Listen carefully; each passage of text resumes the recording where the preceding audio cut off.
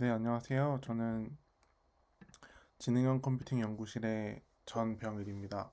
예, 저는 이번 온라인 워크숍에서 다중작업 학습 기반의 플라스틱 성광채 검출기의 의사 감마 분광 분석 기법에 대해서 말씀드리고자 합니다. 네, 컨텐츠는 다음과 같습니다. 인트로덕션부터 한 다음에 기존 연구들을 소개해드리고 본 연구의 연구 목적, 그리고 다중작업 학습 기반의 의사 분광 분석, 결론 순으로 말씀드리겠습니다.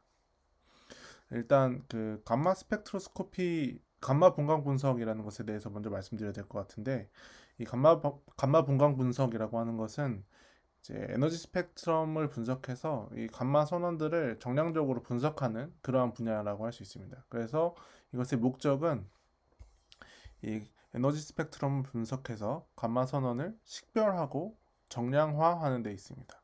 그래서 일반적으로 이 감마 스펙트로스코피에는 이 반도체 검출기나 아니면 무기 성광채 검출기를 주로 이용을 하는데요. 그 이유는 이제 다음에 소개해드릴 이유 때문입니다. 저희 각각의 검출기의 특성을 감마 스펙트로스코피를 위한 각각의 검출기의 특성들을 좀 비교해 보면, 일단 반도체 검출기로는 대표적으로 이제 하이퓨리티 저마늄 검출기가 있는데, 이것은 이제 전에너지 피크가 뚜렷하게 보이고 에너지 레졸루션이 굉장히 좋습니다. 근데 일단 크기 제약이 있고 가격이 비싸다는 단점이 있습니다. 그리고 이제 무기 성광채 검출기로는 주로 이제 NAI나 CSI 같은 검출기가 있는데, 이런 검출기들도 에너지 피크가 존재하긴 하지만 에너지 레졸루션이 약간 좋지 않습니다. 하지만 이제 세마이컨덕터에 비해서 크기를 크게 할 수 있고, 그리고 이것에 비해서 가격이 좀 저렴하다는 장점이 있습니다. 그래서 이 스펙트럼들의 특성을 좀 보면은 이제 이 HPG가 대표적인 반도체 검출기이고, 이제 여기 보이시는 요 NAI가 대표적인 무기 성광채 검출기인데, 이제 여기 보시면 하이프리티 저만용 검출기 같은 경우에는 이제 전에너지 피크가 이렇게 뚜렷하게 보여서 이 전에너지 피크를 이용해서 어떠한 핵종이 존재하는지를 정량적으로 분석할 수 있습니다. 그리고 NAI 같은 경우에는 역시 이제 전에너지 피크가 존재하긴 하지만 에너지 레졸루션이 조금 좋지 않아서 이렇게 에너지 픽이 브로드하게 보인다는 단점이 있습니다. 그리고 이제 유기 성광채 검출기, 플라스틱 성광채 검출기 같은 경우에는 이 스펙트럼에 전 에너지 피크가 발생하지 않습니다. 그리고 에너지 레졸루션도 굉장히 나쁩니다. 하지만 대면적으로 만들기 쉽고 가격이 가장 저렴하다는 장점이 있습니다. 그래서 이제 플라스틱 성광채 검출기는 그 스펙트럼이 이렇게 이런 식으로 컨티넘 영역만 존재하고 이 뒤에 있어야 할 전에너지 피크가 이 스펙트럼에서 보이지 않게 됩니다. 그래서 이 감마 분광 분석 용어로는 사실 적합하지 않습니다. 그래서 앞서 말씀드린 것처럼 플라스틱 성광채 검출기는 대면적으로 만들기 쉽고 가격이 저렴하다는 장점이 있어서 다양한 방사선 계측 분야에서 활용되고 있는데요. 그 중에 대표적인 분야 중에 하나가 바로 이런 방사선 포탈 모니터입니다. 차량 또는 화물 감시를 위한 방사선 포탈 모니터입니다. 하지만 앞서 말씀드린 것처럼 플라스틱 성광채 검출기는 에너지 레졸루션이 나쁘고 전에너지 피크가 발생하지 않아서 이제 그 카운팅 메저먼트로는 적합하지만 스펙트로스코픽 메저먼트, 분광 분석 용어로는 적합하지 않습니다. 이러한 단점에도 불구하고 이 워낙 RPM 분야에서 독보적으로 활용되고 있다 보니까, 방사선 포탈 모니터 분야에서 독보적으로 활용되고 있다 보니까 이러한 분야에 적용하기 위한 다양한 의사 감마 분광 분석 기법들이 많이 제한되었습니다. 여기서 용어 정의를 다시 한번 하고 넘어가면, 이 감마 분광 분석이라고 하는 것은 이제 전에너지 피크를 분석해서 선원을 식별하고 정량화하는 것이고, 그리고 이제 의사 감마 분광 분석이라고 하는 것은 이제 전에너지 피크가 발생하지 않아서 이 컴퓨터 컨티넘 영역을 분석해서 감마 선원을 식별하고 정량화하는 것이라고 할 수 있습니다. 그래서 어쨌든 이 의사 감마 분광 분석의 주요 미션은 이제 선언을 식별하고 정량화하는 것입니다. 그래서 다음과 같은 여러 가지 기법들이 많이 제한됐는데, 이런 것들을 대표적으로 이제 신호 처리 기반의 방법과 패턴 인식 기반의 방법으로 크게 나눌 수 있습니다. 이 각각을 좀 자세히 설명드리겠습니다. 요 에너지 윈도잉이라고 하는 기법은 아마 전 세계 RPM에서 가장 많이 사용되고 있는 그러한 방법일 텐데요.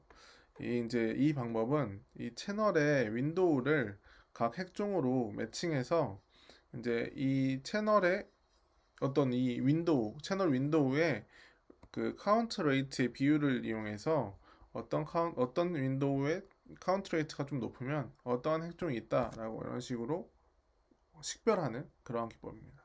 그래서 선언 식별에만 활용될 수 있습니다. 그리고 이 방법은 제 이름을 좀 잘못 적었는데 이 F 스코어 애널리시스가 아니고 스펙트럴 앵글 매칭이라는 방법입니다. 이 스펙트럴 앵글 매칭이라고 하는 것은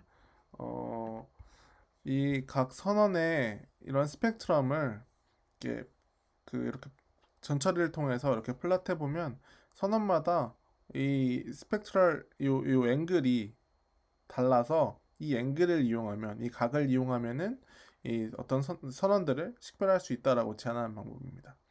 이 방법도 역시 식별에만 활용이 가능합니다. 그 다음에 이제 에너지 웨이티드 알고리즘이라는 것이 있는데 이 에너지 웨이티드 알고리즘이라고 하는 것은 이러한 플라스틱 감마 스펙트럼을 각 이 채널 빈, 이 에너지 값을 웨이트로 해서 이 에너지를 웨이트로 해서 곱하면 이러한 식으로 컴턴 맥시멈 영역이 이렇게 증폭되고 그래서 이를 통해서 선언을 식별할 수 있다라고 제안하는 방법입니다. 이러한 신호 처리 기반의 방법들은 모두 선언 식별만 가능합니다. 그 다음에 이제 감마 스펙트럼을 언폴딩하는 방법이 있는데 대표적으로 이제 인버스 오브 트랜스퍼 매트릭스라는 방법이 있습니다. 이 방법은 어떤 감마레이 스펙트럼과 전에너지 피크 스펙트럼 사이에 어떤 전달함수가 존재하면 이걸 정의할 수 있으면 이 전달함수의 역함수를 계산하면은 이제 역함수를 계산해서 구해서 역함수를 곱하면 이제 이 감마레이 스펙트럼을 전에너지 피크 스펙트럼으로 언폴딩 할 수 있다는 방법입니다. 그래서 근데 이 방법은 여기 보이시는 것처럼 이렇게 플라스틱 감마 스펙트럼을 언폴딩해서 이렇게 전에너지 피크를 언폴딩해서 어떤 핵종이 존재하는지 식별하고 정량화를 모두 수행할 수 있지만 이 방법은 이 계측 오차가 포함된 스펙트럼, 즉 이제 카운팅 플럭츄에이션이 있는 지글지글한 이러한 스펙트럼에 대해서는 방법 적용이 불가능하다는 단점이 있습니다. 그 다음으로 이제 패턴 인식 기반의 방법인데 여기 보이시는 이 두 방법 모두 어떤 핵종들에 대한 스펙트럼을 라이브러리를 가지고 있고 이제 계측 스펙트럼이 들어왔을 때 내가 보유한 라이브러리와 어떤 라이브러리와 가장 유사한지를 매칭해서 선언을 식별하는 그러한 방법입니다. 그래서 이제 패턴 인식 방법 중에 템플릿 매칭 또는 라이브러리 매칭이라고 부르기도 하는데 이러한 기법을 기반으로 하는 핵종 식별 방법이라고 할 수 있습니다. 그 다음으로 이제 인공신경망을 이용한 방법들이 있는데 이 방법은 이제 이 핵종 식별 문제를 일종의 분류 문제로 접근해서 ANN 기반의 분류기를 구현해서 이 선언을 식별하는 그러한 문제를 푼 방법입니다.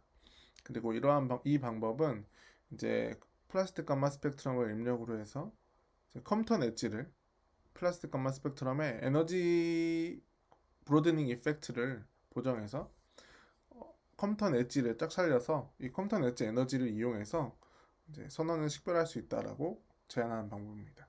그래서 이제 여러 가지 기법들을 좀 대표적인 기법들을 소개해 드렸는데 이제 언폴딩 기법을 제외하고는 모두 선언 식별만 가능합니다. 그래서 이 본 연구의 목적은 이제 멀티태스크 러닝, 다중작업 학습을 이용해서 플라스틱 성광채 검출기의 의사감마 분광 분석 기법을 제안하는 것이고 기존의 연구들은 대부분 선언 식별만 가능하고 이제 언폴딩 방법만이 선언 식별과 정량화가 가능했는데 이거는 이제 계측오차가 포함된 스펙트럼에 대해서는 적용이 불가능하다는 단점이 있었습니다. 그래서 연구 목적은 이제 딥러닝 모델, 선언 식별하고 정량화할 수 있는 딥러닝 모델을 개발하는 것이고 그 방법은 심지어 계측 오차가 포함된 스펙트럼에 대해서도 적용이 가능하도록 하는 것이 연구 목적이라고 할 수 있습니다. 그래서 저는 다중작업 학습이라는 방법을 이용을 했습니다. 이 다중작업 학습이라고 하는 것은 이 여러 개의 과업을 동시에 수행할 수 있는 머신러닝, 딥러닝 모델을 개발하는 분야를 말합니다. 그래서 이 멀티태스크 러닝, 다중작업 학습의 장점이라고 하면은 대표적으로 이 시너지 이펙트라고 하는 것과 오버피팅의 로버스트하다는 것이 있는데, 일단 시너지 이펙트라고 하는 것은 어떤 피처가 이제 단일 태스크에 대한 데이터셋에서는 발견되지 않았는데 여러 개의 과업에 대한 데이터셋을 이용해서 학습을 여러 가지 과업에 대해 학습하다 보니까 어떤 피처가 발견되고 이 피처가 이 성능 향상에 영향을 미칠 경우 이러한 효과를 시너직 이펙트라고 하고, 그리고 이러한 피처를 시너직 피처라고 부릅니다. 그 다음에 이제 오버피팅에 로버스트하다는 것은 당연히 이제 단일 과업에 로버피팅 되는 것보다는 여러 가지 과업에 모두 오버피팅 되는 것이 좀 더 어렵기 때문에 이러한 것을 또 이제 다중작업 학습의 장점이라고 부르고 있습니다. 하고 있습니다. 그래서 다중작업 학습 모델은 인공신경학 모델은 이러한 식으로 쉐어드 레이어를 거쳐서 특정 노드를 기점으로 해서 이렇게 태스크 스페시픽 레이어들로 나누게 되고, 그래서 각 레이어에서 이제 각 태스크에 대한 출력을 내는 이러한 구조를 말합니다. 그래서 저는 이 플라스틱 감마 스펙트럼을 입력으로 해서 쉐어드 레이어를 거쳐서 이제 전 에너지 피크를 언폴딩하고 이 핵종에 대한 상대적인 비율을 예측하는, 그러니까 전 에너지 피크 제너레이션과 액티비티 리그레이션을 모두 수행하는, 한 번에 수행하는 그러한 모델을 만들려고 합니다. 그래서 이 사실 이 단일 과업에 대한 모델을 만드는 것보다 이렇게 두 가지 과업을 동시에 수행하는 모델을 만드는 것이 여기 보이시는 대표적인 멀티태스크 러닝의 장점인 시너지 이펙트를 통해서 성능 향상이 좀 더 나은, 성능이 좀 더 나은, 성능이 좀 더 높은 모델을 개발을 할 수 있을 것으로 예상을 했습니다. 그리고 이제 오버피팅의 로버스트한 것은 사실 과업이 두 개밖에 되지 않아서 이러한 것은 못 발견되지 않을지 모르지만, 이러한 장점은 여기에서 발견되지 않을지 모르지만 이 시너지 이펙트는 충분히 발견될 수 있을 것 같아서 이러한 식으로 모델을 구성을 하게 됐습니다. 그 다음으로 이제 저는 베이스라인 스트럭처로 오토 엔코더라는 모델을 이용했는데, 이 오토 엔코더라고 하는 것은 전형적인 인공신경망의 생성 모델 중에 하나로서 이러한 구조를 가지고 있습니다. 여기 보이시는 인풋과 아웃풋이 있고, 이 인풋과 아웃풋 사이에 히든 레이어가 이렇게 존재하는데, 히든 레이어에서 뉴런의 디멘전이 점점 줄어들었다가 이 늘어나는 구조를 가지고 있고, 줄어드는 부분을 엔코더, 늘어나는 부분을 디코더라고 부릅니다. 그리고 중간에 이 디멘전이 가장 최소가 되는 지점을 부르는 용어가 많은데, 뭐 코드라고 하기도 하고 인터널 레프레젠테이션이라고 하기도 하고 VA 베리에이션 오토엔코더로 가면 레이턴트 벡터, 뭐 레이턴트 스페이스라고 하기도 하는데, 저는 여기서 바틀렉이라고 표현하겠습니다. 그래서 이러한 구조를 차용하게 된 이유는 기존 연구에서 제가 컴퓨터 엣지를 재구성하는 이러한 연구에서 이 오토엔코더 구조가 좋은 연구 결과를 냈어서 이러한 모델을 최종적으로 베이스라인 스트럭처로 결정하게 됐습니다. 그래서 저의 베이스라인 모델에 대한 그 전체적인 구성은 다음과 같습니다. 일단 딥러닝 모델이 두 가지 과업, 그러니까 제너레이션하고 리그레이션에 대한 두 가지 과업으로 학습이 돼야 됩니다. 그래서 이러한 식으로 기본적으로 이 제너레이션 하는 부분을 오토 엔코더로 하고, 그리고 이 바틀렉에서 이 바틀렉 피처들을 받아서 이 각 핵종에 대한 상대적인 비율을 리그레이션 하는 이러한 구조를 구성을 했습니다. 그래서 이제 이 쉐어드 엔코더 같은 경우 엔코더 파트를 쉐어하고 디코더에서 전 에너지 피크를 생성해내고, 이제 리그레이션 레이어에서 핵종별 상대적인 방사능을 출력을 하게 됩니다. 저의 실험 환경은 다음과 같습니다. 저는 총 이렇게 8가지 감마 선언 체크 소스를 이용을 했고요. 플라스틱 성광채 검출기를 이용했습니다. 그리고 이 8가지 핵종 중에서 망간 54, 코발트 57, 카드뮴 109 같은 경우에는 리메이닝 액티비티가 다른 애들에 비해 상대적으로 낮아서 얘네들은 하루 동안 측정한 스펙트럼, 그리고 나머지는 1시간 동안 측정한 스펙트럼을 활용했습니다. 그리고 이 두 백그라운드 영향을 제거한 스펙트럼을 이용을 하기 위해서 백그라운드 배경 방사선도 역시 1시간 하루 동안 측정을 했습니다. 그 다음으로 시뮬레이션 셋업입니다. 이제 몬테칼로 MCMP6를 이용을 해서 각 선원들에 대한 플라스틱 감마 스펙트럼을 시뮬레이션 했습니다. 여기 보이시는 이 그림이 제 실험 환경입니다. 그래서 데이터셋은 다음과 같이 생성했습니다. 데이터셋은 일단 랜덤 샘플링을 기반으로 생성을 했는데, 일단 먼저 시뮬레이션한 것과 계측한 것과 시뮬레이션한 스펙트럼을 이 GEB 가우시안 에너지 브로드닝 스펙트럼이라고 부르고, 이제 FEP 전 풀 에너지 피크 스펙트럼을 이제 FEP 스펙트럼이라고 부르겠습니다. GEB 스펙트럼과 FEP 스펙트럼을 각 스펙트럼에 대한 인테그랄 밸류로 나눠줍니다. 그래서 이제 FEP 스펙트럼은 여기 보이시는 이 감마 에너지와 감마 이미션 인텐시티를 이용해서 제가 만들어냈습니다. 그래서 이렇게 인테그랄 밸류로 각 스펙트럼을 나눠주게 되면 각 스펙트럼들이 일종의 확률 밀도 함수처럼 표현이 될 수 있게 됩니다. 그래서 각 케이스에 대해서 이렇게 확률 밀도 함수에 대한 각 핵종별 확률 밀도 함수를 라이브러리로 해서 다음과 같은 이제 프로시디어를 반복해서 스펙트럼을 생성했습니다. 일단 먼저 합성비를 결정합니다. 합성비는 Dependent Random Number Generation을 이용했는데, 이때 이 Dependent Random Number는 그 레시오의 합이 1이 되는, 랜덤 넘버의 출력의 합이 1이 되는 것을 말합니다.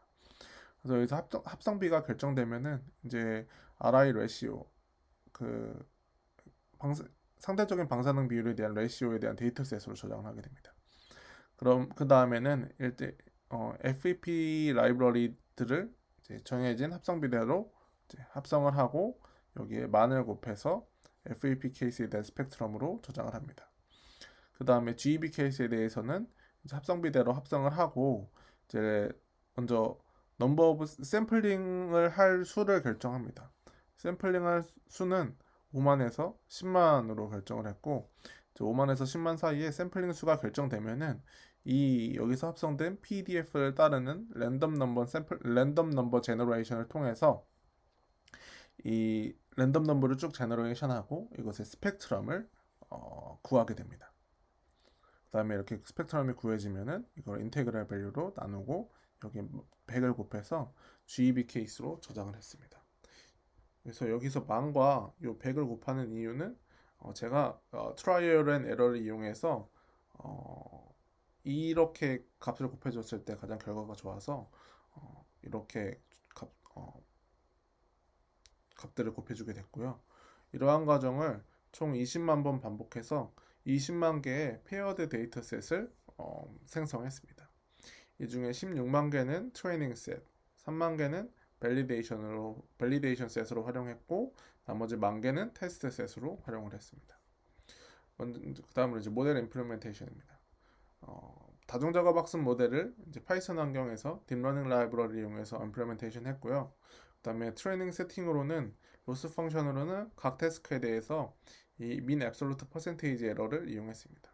몇 가지 다양한 로스 펑션들을 적용하는 것을 고려했는데 이 MAP가 가장 성능이 좋았습니다. 다음에 옵티마이저로는 아담 옵티마이저, 에포크는 300으로 설정했습니다.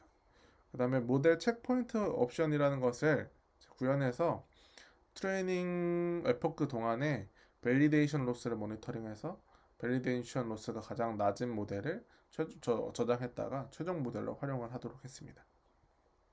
그 다음에 베이스라인 모델의 하이퍼 파라미터로는 베이지안 옵티미제이션 기법을 이용해서 다음과 같이 결정이 되었습니다. 그래서 이 결정된 하이퍼 파라미터대로 베이스라인을 임플리멘테이션해서 300의 폭 동안 생성한 데이터셋을 이용해서 학습을 시켰고, 학습시킨 결과 이제 테스트셋에 대해서 성능을 확인한 결과 제너레이션 태스크에 대해서는 310% 정도, 그리고 리그레션 태스크에 대해서는 34% 정도의 에러가 보였습니다. 그리고 이제 멀티태스크 러닝의 장점 중에 하나가 오버피팅에 로버스트하다는 것이 있다고 말씀드렸었는데, 여기 보이시는 것처럼 이 태스크가 두 개밖에 되지 않아서 두 가지 태스크에서 모두 오버피팅이 일어난 것을 확인할 수가 있었습니다. 그래서 이 오버피팅을 방지하기 위해서 앞서 말씀드린 것처럼 이 모델 체크포인트 옵션을 이용해서 이 오버피팅을 방지했습니다. 그 다음으로 이제 모델 성능 향상입니다. 그래서 이 베이스라인 모델에 다음과 같은 딥러닝 모델들을 적용하는 것을 고려했습니다. 네, 이 중에서 컨버전 레이어를 제외하고는 보통 이제 레이어의 디멘전이 같은 경우에만 적용을 할 수가 있어서 이 바틀렉에다가 이 FEP 제너레이션 하는 이 바틀렉 다음에 이 부분에 하나, 그리고 상대적인 방사능비를 회귀 분석하는 이 회귀 레이어의 시작에 하나, 이렇게 두 가지 위치에다가 이러한 기법들을 적용하는 것을 고려했습니다. 그래서 이 각 기법들을 설명하는 것은 시간 관계상 넘어가기로 하고, 제가 여기서 웨이티드 멀티헤드 셀프 어텐션이라는 것을 제안을 하게 됐는데, 이 방법은 이제 각 이 어텐션 헤드 멀티헤드 어텐션에서 각 어텐션 헤드로부터 나오는 이 어텐션 스코어에다가 이제 웨이팅을 곱해줘서 웨이팅을 곱해주는 것이고, 이 웨이팅은 학습 과정에서 학습되도록 합니다. 그래서 이러한 방법을 통해서 이 멀티헤드 어텐션의 결과를 좀 더 셀렉티브하게 적용을 할 수 있게 됩니다. 그래서 제가 구성한 모델에 대한 성능을 확인하기 위해서 이렇게 DNN은 그냥 Artificial Neural Network, Deep Neural Network를 말하고요. 이 CNN은 Convolutional Neural Network를 말합니다. 그래서 DNN과 CNN에 대해서 각 기법들을 적용한 모델을 학습시키고 평가를 했습니다. 그리고 시너지 이펙트를 확인하기 위해서 이 두 가지 모델에 대한 두 가지 태스크에 대한 독립 모델들도 구성을 해서 성능을 비교해 봤습니다. 성능을 비교한 결과 일반 딥뉴럴 네트워크에 제가 제안하는 방법을 적용하는 것이 가장 제너레이션 로스가 낮았습니다. 그리고 리그레이션 로스는 사실 이 CNN이 가장 낮았는데, CNN의 이 차이가 그렇게 크지 않고, 그리고 이 제너레이션 로스가 너무 다른 것에 비해서 너무 컸기 때문에 이것 다음으로 가장 낮은 모델인 이 모델을 최종 모델로 결정을 하게 됐습니다. 그리고 여기 보이시는 것처럼 이 두 가지 독립 모델에 대한 그 각 제너레이션과 리그레이션 결과가 보이시는 것처럼 이 제너레이션 태스크에 대해서는 상당히 줄어든 것을 확인했고, 리그레이션에 대해서는 그렇게 사실 큰 차이는 없었는데, 어쨌든 이 멀티태스크 러닝이 이 제너레이션 로스가 줄어드는 것에 그러니까 멀티태스크 러닝을 통해서 찾아진 시너직 피처가 이 제너레이션 로스의 감소에 기여한 것을 확인할 수 있습니다. 그래서 테스트 셋에 대해서 이 각 성능 평가를 한 예시인데요. 여기 이 보이시는 이게 전 에너지 피크를 언폴딩하는 결과, 제너레이션하는 결과, 이게 상대적인 비율을 예측하는 결과입니다. 여기서 이 그림을 이렇게 그 두 가지로 표현을 했는데, 위에는 이게 로그 스케일이고 아래는 이게 리니어 스케일입니다.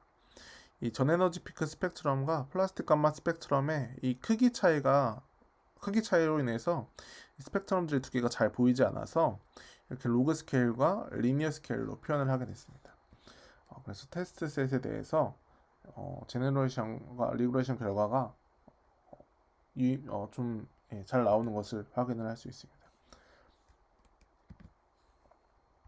그 다음으로 이제 실제 실험 데이터를 이용을 해서 한 결과입니다. 다음 계측 스펙트럼에 대해서 전 에너지 피크를 재생성하고 전 에너지 피크를 생성하고 상대적인 방사능 비율을 예측한 결과인데요. 이제 앞서 인버스 오브 트랜스퍼 매트릭스 기반의 언폴딩 방법도 이 전에너지 피크를 언폴딩할 수 있다고 말씀을 드렸어서 이 기법을 이용해서도 한번 전에너지 피크를 언폴딩 해보았습니다.